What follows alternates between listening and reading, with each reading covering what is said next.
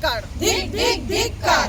শ্রীলেখা মিত্র তোমায় জানাই হায় হায় হায় হায় হায় হায়। প্রধানমন্ত্রী নরেন্দ্র মোদীর কুরুচিকর ছবি বা পোস্টার প্রদর্শনের কারণে টলিউড অভিনেত্রী শ্রীলেখা মিত্রকে গ্রেপ্তারের দাবি জানিয়ে থানার দ্বারস্থ হলেন কল্যাণী শহর মণ্ডলের মহিলা মোর্চার সদস্যরা। থানা চত্বরে দাঁড়িয়েই শ্রীলেখার বিরুদ্ধে স্লোগান দিতে থাকেন তারা। দেশের প্রধানমন্ত্রীর নোংরা ও কুরুচিকর ছবি ছড়ানোর কারণে শ্রীলেখাকে আক্রমণ করেন তারা।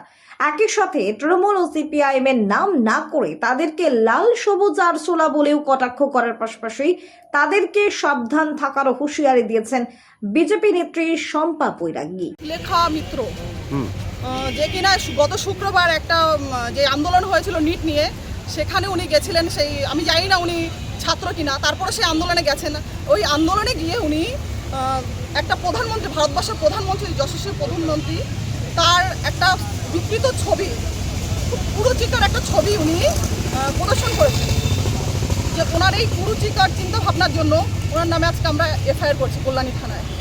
শুধু এটা বলতে চাই ওনাকে যে দেশ বিরোধী যে কোনো অভিনেত্রী শ্রীলেখা মিত্রকে বলতে চাই যে দেশের বিরুদ্ধে উনি সকলের প্রধানমন্ত্রী, আমার আপনার এমনকি ভারতবর্ষের প্রত্যেকটা মানুষের প্রধানমন্ত্রী। তাকে অসম্মান করা ওনার কোনো অধিকার নেই এইভাবে কুরুচিকরভাবে। এটা কোনো অধিকারের মধ্যে ওনার আসে না। আর দেশ বিরোধী কোনো কার্যকলাপ বিশেষ করে ভারতের জনতা পার্টি এবং পশ্চিমবাংলার সাধারণ মানুষ কখনোই মেনে নেবে না।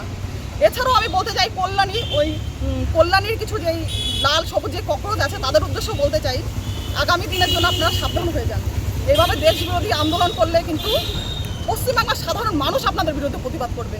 আর আমরা এই শ্রীলেখা মিত্রের নামে যে আমরা এফআইআরটা করেছি, আমরা ওনার কঠোর থেকে কঠোর শাস্তির দাবি জানাচ্ছি।